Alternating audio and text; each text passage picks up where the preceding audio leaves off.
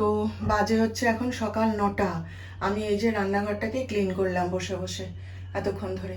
রান্নাঘর ক্লিন না থাকলে না দেখবেন অসহ্য লাগে সকালবেলায় উঠে, আর আমি তো সহ্য করতে পারি না। ওই জন্য আমি আগে রান্নাঘরে ঢুকে পরিষ্কার পরিচ্ছন্ন যতটা আমি পারি করে নিই, তারপর আমি আবার ঘরের বাসি কাজে হাত দিই। ওই যে আমার চা খাওয়া হয়ে গেছে, আর এই যে প্লেটগুলো যেগুলো আমার ধোয়ার আমি ধুয়ে নিলাম। চিরুনিগুলো ভিজে রেখেছিলাম কাল রাতে, সব ধুলাম জানেন। আর এখানে বাসনের গামলা বের করে রেখেছি, কারণ কাকলি এখনো আসেনি। মাছ জলে ভিজিয়ে রাখলাম। আর ওই যে আমার চা খাওয়া হয়ে গেছে, দেখতে পাচ্ছেন। শুধু বোতলগুলো জল ভরবো, সে পরে হবে। তাড়াহুড়ো তো কিছু নেই আজকে, ধীরে সুস্থে করবো আর কি কাজ। তো এই যে এই দিকের পর্বটা হলো। এবার ঘরে যাই, ঘর টরগুলো একটু পরিষ্কার করি, তারপর কাজ করতে করতেই দুধটা দিয়ে চলে গেল। আজকাল দুধটা তাড়াতাড়ি আসে, আগে যেমন দেরি করতো, সে 12টা 12:30 বেজে যেত, আজকাল তাড়াতাড়ি আসে। কিন্তু ব্যাপারটা হচ্ছে আমার কাছে পাত্র নেই জানেন, দুধের সব কটা পাত্র বেরিয়ে গেছে, আর কাজের মেয়েটা এখনও আসেনি। দুধটা যে ঢেলে রাখবো ভুল হয়ে গেল, কড়াইতে করে করলে ভালো হতো, থাক পরে করে নেব। এখন এই বাটিটায় করে নিয়ে ফ্রিজে ঢুকিয়ে রেখে দিই, এখন তো আর ফুটাবো না, তো এটা ফ্রিজে তুলে রাখবো। আমার ছেলের ঘর গুছিয়ে দিয়েছি, আর আপনাদের যে জিনিসটা দেখাবো বলে এই ঘরে এলাম। দাঁড়ান, এই যে দেখুন, এই ছবি দুটো দেখছেন, এইগুলো ওই শান্তিনিকেতন থেকে এনেছিলাম। ওই যে এই ছবিটা আমার বহু দিনের পছন্দ। আরও বড় বিশাল বিশাল ছবি আছে জানেন, কিন্তু অত বড় ছবি আমি কি করব না, সেই জন্যে এই ছবিটা নিয়ে এসেছিলাম। আর এই ছবিটা কি সুন্দর না ছবিগুলো। আর আমার প্রিয় কবি, আমার আদর্শ কবি, রবীন্দ্র সাহিত্য নিয়ে পড়াশোনা করেছি, তো ওই জন্য রবীন্দ্রনাথের প্রতি অনুরাগটা আমার একটু বেশি। আমি খুব ভালোবাসি রবীন্দ্র সাহিত্য। রবীন্দ্রনাথ আমার প্রিয় কবি, প্রিয় ঔপন্যাসিক, হ্যাঁ যা কিছু, প্রিয় লেখক, হ্যাঁ প্রিয় গায়ক, গীতিকার, সুরকার, যা কিছু বলবেন। তো রবীন্দ্রনাথকে মানে কি বলবো, আদর্শ করেই বড় হয়েছে জীবনে। ইচ্ছে ছিল শান্তিনিকেতনে পড়ার, জানেন, বিশ্বভারতীতে পড়বো বাংলা সাহিত্য নিয়ে, কিন্তু সে তো আর হয়ে ওঠেনি, বাবা পারমিশন দেননি। তো যাই হোক, এই এই ছবিটা সে আপনাদের দেখিয়েছিলাম না, যে ডাক্তার সাহেব আর আমি মিলে ছবি পছন্দ করছি, তো লাস্টে সোনাঝুরি হাট থেকে এই ছবিটা নিয়েছি। ভালো হয়েছে না? লাইটের এটা পড়ছে, এই যে দেখুন, এই ছবিটা নিয়েছি। আর এইটা ডাক্তার সাহেব পছন্দ করেছে। আমি এমনি একটা বাউলের ছবি পছন্দ করেছিলাম, বলে না তুমি এইটা নাও। তো এটা যিশুর ঘরেই লাগিয়ে দেওয়া হয়েছে। এই দেয়ালটাতে ভালোও লাগছে, খুব সুন্দর লাগছে জানেন। এই যে দেখুন, খুব সুন্দর লাগছে। এই যে দেখুন, এই মাত্র পুজো সেরে উঠলাম। আজকে একা ঘরে রয়েছে, তো অনেকক্ষণ সময় নিয়ে পুজোটা সারলাম জানেন। এই যে আমার তারা মা, এই যে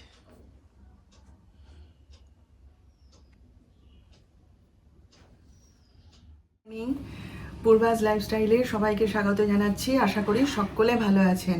তো আজকে হচ্ছে গিয়ে রবিবার, আর এখন বাজে হচ্ছে বেলা প্রায় 12টা। তো এই মাত্র জলখাবার খেয়ে উঠলাম, পুজো করে একটা ফোন এসেছিল, সেই কথা বলছিলাম বলে একটু দেরি হয়ে গেল, দিয়ে এইমাত্র জলখাবার খেলাম। জলখাবার খেলাম বলতে, কালকে আমাদের রাত্রেবেলায় ঘুগনি হয়েছিল, আর যিশু একটু লুচি খেতে চেয়েছিল বলে ওকে আমি লুচি একটু করে দিয়েছিলাম।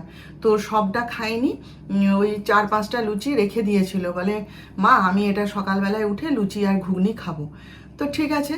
তারপরে তো এই যে কলকাতা বেরিয়ে যেতে হলো, বলে না আমি আর খাবো না। আমি বলি না, এতটা জার্নি করবে, লুচি ঘুগনি ওসব খেতে হবে না, তুমি প্লেন চা বিস্কুট খেয়ে যাও। তা সেই গেছে। এবার তাহলে ওই খাবারটা কি হবে, আমাকে বলে মা তুমি খেয়ে নিও। তা সেই খেলাম, আর একটু চা খেলাম, ব্যাস। খাবার কি ফেলা যায় বলুন? তো যাই হোক, আজকে একদম সকালবেলা, তখন 8টা 8:30 সেরকম, দেখছেন চশমা ঘেমে যাচ্ছে, 8টা 8:30 এরকম সময় ডাক্তার সাহেব আর যিশু ওই কলকাতা গেছে। শুধু ডাক্তার সাহেব আর যিশুই যায়নি, সঙ্গে ওর কাকাও গেছে, ওর দাদাও গেছে, সবাই মিলে কলকাতা গেছে, কাজ আছে ওদের, সেই জন্যে ভোরবেলা বেরিয়ে গেছে। তাহলে আর রান্নার হ্যাপা তো নেই, ওরা হোটেলে খেয়ে নেবে। আর আমি নিজের জন্য একটু রান্না তো করতে হবে। তো দেখি কি রান্না করি, ভাবছি একটু ওই মোচাটা দিয়ে গেছে কালকে, সেই মোচার তরকারিটা করে নেব, আর একটুখানি মাছের ঝোল টোল কিছু করে নেব, নিয়ে ব্যাস খাওয়া হয়ে যাবে। তো গরম তো প্রচুর প্রচুর গরম লাগছে, তো দেখছেন তো কথা বলতে পারছি না, চশমার কাজ ভেপে যাচ্ছে শুধু। তো যাই হোক, চলুন তাহলে আপনারা সঙ্গে থাকুন, আমার দেখতে থাকুন। দেখাই, কালকে আমার এক বান্ধবী আমার সঙ্গে দেখা করতে এসেছিলো, হ্যাঁ, বিকেলের দিকে অনেকক্ষণ গল্প গুজব করে সেই 6:30 6:40 দিকে গেছে, 4টের সময় এসেছিলো। তো দেখুন এই যে তার গাছের জামরুল নিয়ে এসছে, বলে সব নাকি ও নাকি বিরাট একটা গর্ত খুঁড়েছে গাছের নিচে, সব সেইখানে নাকি পাহাড় প্রমাণ জমা হচ্ছে। বলে আমার ইচ্ছা করছিল আরও নিয়ে আসি, কিন্তু অত নিয়ে এলে তো তুমি এখনই চেঁচাবে, সেই জন্য এই যে অল্প করে নিয়ে এলাম। কি সুন্দর জামরুলগুলো জানেন, আমি একটা খেয়েছিলাম কালকে, কি মিষ্টি জামরুলগুলো, এই যে। আর আমি তো জামরুল খেতে ভালোবাসি, আর আমার ডায়াবেটিসে তো খুব উপকার এই সব ফল, ওইটা জেনেও নিয়ে এসছে। আর তার থেকেও বড় কথা জানেন, এই দেখুন মোচা কেটে নিয়ে এসছে, একদম কুচিয়ে নিয়ে এসছে। আমাকে ফোন করেছিল, তুমি মোচা খাও, আচ্ছা দাঁড়াও বলে এই যে মোচা একদম কুচিয়ে নিয়ে এসছে, বলছে তুমি শুধু রান্না করবে। এই যে দেখুন আরও নিয়ে এসছে জানেন, দাঁড়ান দেখাচ্ছি। এই যে এটা কি বলুন তো, এটা হচ্ছে থোর। আমি থোর কাটতে পারি না, মানে কি পারি, বিরক্তি লাগে কাটতে, ওই কাটার জন্যে আর খাওয়া হয় না, আমি আর কিনি না। সেই কথাটা বলেছিলাম বলে আমি না থোর এনো না তো। বলে কেন গো, সব ওর বাড়ির। এই দেখুন থোর কেটে নুনে মানে ভিজিয়ে ধুয়ে নুনে ভিজিয়ে নিয়ে তারপরে এই যে নিয়ে এসছে, বলছে তুমি শুধু রান্না করবে, ব্যাস তাহলেই হবে। এই যে, আর আমি থোর খেতে খুব ভালোবাসি। আমি বলছিলাম ওই এঁচোড়ের কথা, তো হাসছে। আমি বলি জানো তো, আমি খেতেও ভালোবাসি, আমি রান্নাও করতে পারি, কিন্তু কাটতে গেলেই আমার কষ্ট। বলতে যে দেখুন এই এতখানি এঁচোড় একদম, বলে আমি সারা দুপুর ধরে বসে বসে কেটেছি, কেটে রেডি করে কালকে দিয়ে গেছে জানেন। কালকে অনেকক্ষণ ছিল ঘরে, অনেক গল্প করলাম, অনেক দিন বাদে দেখা হলো তো অনেক গল্প করলাম। এই যে, তো রান্না তো শুরু করতে হবে, ভাতটা তো বসিয়ে এসেছি, হ্যাঁ, 1 মুঠো চালের ভাত তো এখনই হয়ে যাবে। আর এই যে মোচাটা বের করেছি, ভাবছি আজকে থোরটা থাক, কিংবা পরে হয়তো একটুখানি থোর ভেজে নিতেও পারি। আর মোচা তো মানে একটা গোটা মোচা পুরো কেটে এনেছে, তা সে এতটাকে আমি খেতে পারি। কালকে বলছিল যে তুমি করো, কি বলে, মোচার বড়া করে নিয়ে খাবে। তা সে বড়া আজকে করে আমি কি করব, একটুখানি আমি খাই আর বাকিটা থাক, কালকে ওরা যখন খাবে করে দেবো। বলে আমি সারা দুপুর ধরে কেটেছি বসে বসে থোর আর মোচা, আবার থোরটাকে আবার নুন জলে ভিজিয়ে নিয়ে এসছি। এই যে একটু বেগুন দিয়ে খাবো, কাটছি। কি করবো বলুন, আপনাদের মতন তো আলু দিয়ে খেতে পারবো না, আর ছোলা টোলা এখন ভিজানো হয়নি, দরকারও নেই, ওই দিয়ে খেয়ে নেবো। ভালো লাগে খেতে, ভালো লাগে মানে কি, খেতে খেতে অভ্যাস হয়ে গেছে। আগে যখন সুগার ছিল না তখন তো খেতাম, আলু টালু দিয়ে বানিয়ে খেতাম। ডাক্তার সাহেব মাঝে মাঝে দুঃখ করে জানেন, বলে পৃথিবীতে এত খাবার আমরা সব মজা করে খাচ্ছি, আর তুমি খেতে পাও না, তোমার সব বাঁধা খাবার। কি করব বলুন, আমার ছেলে আবার বলবে মোটেই না, তোমার অত দুঃখ করার কিছু নেই, মাকে নিয়ে পৃথিবীতে যত স্বাস্থ্যকর খাবার আছে মা সেইগুলোই খায়, ভালো আছে ওই জন্যেই। আর আমরাই বরং উল্টো পাল্টা খাবারগুলো খাই, যেগুলো খাওয়া উচিত নয় আমরা সেগুলোকেও খাই। কি করবো বলুন, ভগবান যেমন দিয়েছে, আমাকে যে সুস্থভাবে বাঁচিয়ে রেখেছে, এখনো আপনাদের সকলের মাঝে আছি, হাসছি খেলছি, আপনাদের সাথে গল্প করছি, পরিবারের সঙ্গে সময় কাটাচ্ছি, ওদের মাঝে রয়েছি, ওরাও সবাই হাসছে খেলছে ভালো আছে, এটাই অনেক বড় পাওয়া আমার কাছে, তাই না? যতদিন সুস্থভাবে বেঁচে থাকা যায় চেষ্টা করছি, এই আর কি। কালকে বলছিল তুমি তো ছুরি কাঁচি দিয়ে কাটো, আমি জানি, তা আমি বলেছিলাম তো যে না আমি থোড় কাটতে পারবো না, ও ভীষণ ঝামেলা, আর ছুরি কাঁচি দিয়ে কাটা যায় না, ও বটিতে কাটতে হয়। আর এই এঁচোড়ের গল্পটা করছিলাম, বলে আমি ওই জন্য একদম থোড় কেটে কুচিয়ে নুন জলে ভিজিয়ে রেডি করে নিয়ে এসেছি, আর সারা দুপুর ধরে তোমার জন্য মোচা কেটেছি। ডাক্তার সাহেব বলছেন দেখো তো কি ভালো বন্ধু, হ্যাঁ বন্ধু খাবে বলে, আর বলছে তোমার তো ওই মোচা থোড় এগুলো শরীরের পক্ষে উপকার, ওই জন্য বেশি বেশি করে নিয়ে এসছি। তাই ডাক্তার সাহেব বলছে বাহ কেমন ভালো বন্ধু, দেখো তো তোমার কথা কত ভাবে, আর তুমি খাবে বলে কেটে কুটে গুছিয়ে নিয়ে এসেছে। আমি বলি তাই তো, অনেক মাস বাদে আবার এলো, দেখা হলো। আমি ফোন করেছিলাম এমনিতেই বসে বসে সবাইকে ফোন করছি না, ফোন করেছিলাম কি গো তোমার দেখা সাক্ষাৎ নেই, তুমি আর আসো না, না তুমি তো আর আমার বাড়ি আসবে বললে আর আসো না। আমি যাবো, দাঁড়াও, আমার এখন অনেক হ্যাপা, অনেক সমস্যা, সেসব মিটু, তারপর ধীরে সুস্থে মনের শান্তি করে যাব। বলে তাহলে আমি যাচ্ছি, দাঁড়াও তোমার সাথে দরকার আছে, যাচ্ছি বলে এসেছিলাম। চলো এটা রেডি হয়ে গেছে, বানিয়ে ফেলি। হয়ে গেছে, এই যে দেখুন মোচার তরকারি করেছি বেগুন দিয়ে, আর এই যে মাছের ঝোল, আর এখানে একটুখানি থোড় ভাজা করেছি। তবে এটা অনেক বেশি হয়ে গেছে, থাক কালকেও হয়ে যাবে, তুলে রেখে দেবো। ব্যাস এই রান্না করেছি, আর এই যে ওখানে ভাত উপর দেওয়া রয়েছে।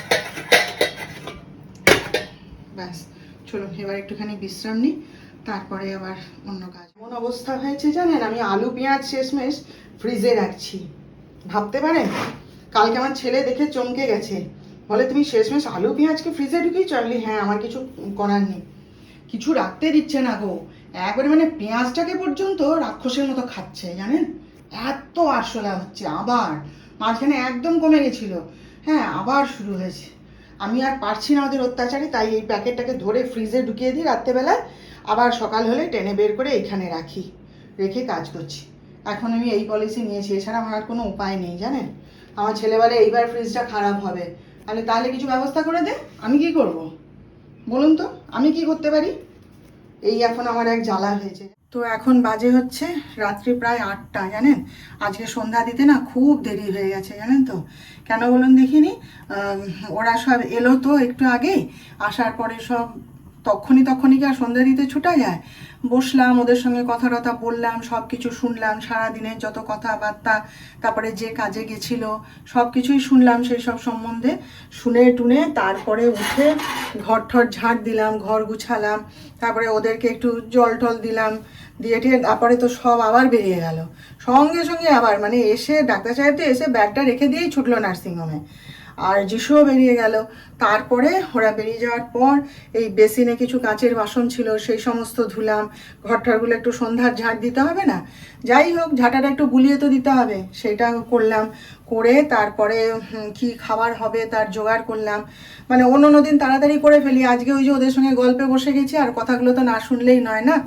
ওরা এসছে তখন কি আর আমি কাজ করতে ছুটবো বলুন, দেরি হয়ে গেছে।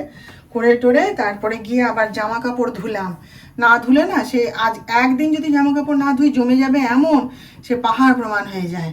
সেই সব জামা কাপড়কে ধুয়ে টুয়ে চান করে এসে সন্ধ্যা দেখালাম, দিয়ে উঠে আবার কথাবার্তা, ডাক্তার সাহেব এলেন, যিশু এলো, আবার তাদের সঙ্গে গল্প গুজব কথাবার্তা করে আমি বলি না চল, কাউকে আর কিছু খেতে হবে না, একটুখানি চা কফি খেয়ে নি। তাই ডাক্তার সাহেব বলছেন খেতে দাও তো, খিদে পেয়েছে। তা আমি বলি তুমি এখন আর মুড়ি টুড়ি খেও না, খেলে পরে না রুটিটা খাবে না জানেন তো, তখন ওই সেই 12:30 1টা বেজে যাবে, ও খেতে চায় না। তাই জন্য আমি বলি আমি একটু কফি করে দিচ্ছি, কফি। আর ছেলে কালকে ওর বাপির জন্য বিস্কুট এনেছে, মানে মা এটা বাপিকে দিও, কি নারকোল বিস্কুট। আমি বলি সেইটা দিচ্ছি, তুমি সেটা খাও, বলে তাই দাও। আর আমরা একটুখানি চা খাবো, তাই দুধটা গরম করেও নেওয়া হয়ে যাবে, আর একটু কফিটাও করে দেবো ওকে গ্যাসে দিয়ে, আমরা ইন্ডাকশানে একটু চা বসাবো, বসিয়ে খাবো। দেখুন কফি রেডি করে দিয়েছি ডাক্তার সাহেবের। আর এই বিস্কুটটা কালকে যিশু নিয়ে এসছে ওর বাপির জন্য, কি নারকোল দিয়ে বিস্কুট। আমি আর খুললাম না, ও নিজেই প্যাকেটটা খুলে খাবে। চলুন এটা দিয়ে আসি, তারপরে কথা বলছি আপনাদের সাথে। এখানে আমার আর যিশুর জন্য চা বসিয়েছি। এই যে আমাদের একদম সিম্পল খাবার, এই যে আলু ভাজা আর রুটি, তাই কারো খাওয়ার ইচ্ছে নেই, সবাই নেতিয়ে পড়ে আছে। আর আমি একটুখানি এই যে মুসুর ডালকে সেদ্ধ করে রাখলাম, ওই তেল পেঁয়াজ নুন দিয়ে মাখিয়ে রুটি দিয়ে খেয়ে নেবো। আমার ভালো লাগে ডাল সেদ্ধ, মুসুর ডাল সেদ্ধ অমনি করে খেতে, ভাতেও ভালো লাগে আর রুটিতেও ভালো লাগে। আর এই দেখুন ডালগুলো কীরকম পোকা লেগে গেছে, এগুলোকে কি করব আমি বুঝতে পারছি না। কি কড়াইতে কি ওই মুগ ডালের মতন ওরকম একটুখানি গরম করে রাখবো, না কি করব বুঝতে পারছি না জানেন। মুসুর ডালেও পোকা লেগে গেল, হ্যাঁ কি করব আর। যাই হোক, তাহলে আজকে তো অনেক গল্প করলাম আপনাদের সাথে, কেমন লাগলো আজকের ভিডিওটা জানাবেন, একটা লাইক শেয়ার ও সাবস্ক্রাইব করে অবশ্য আমাকে জানিয়ে দেবেন কেমন। আমাদের আবার দেখা হবে নেক্সট ব্লগে নতুন বিষয় নিয়ে, ততক্ষণ আপনারা সবাই ভালো থাকবেন।